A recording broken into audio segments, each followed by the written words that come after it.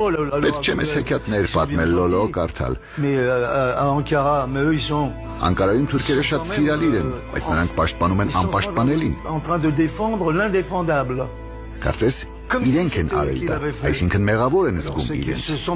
Բայց թող չկարծեն, թե նոր սերունդը պետք է լռի, եթե նախնիները մահացած են։ Ընդհակառակը, մեր ձայնն այսօր ավելի ուժեղ է, քան երեկ էր։ Մենք պետք է բարձրաձայնենք, որպեսզի լինենք պաշտպանված։ Այդ դեպքում մենք կազատվենք մի բեռից։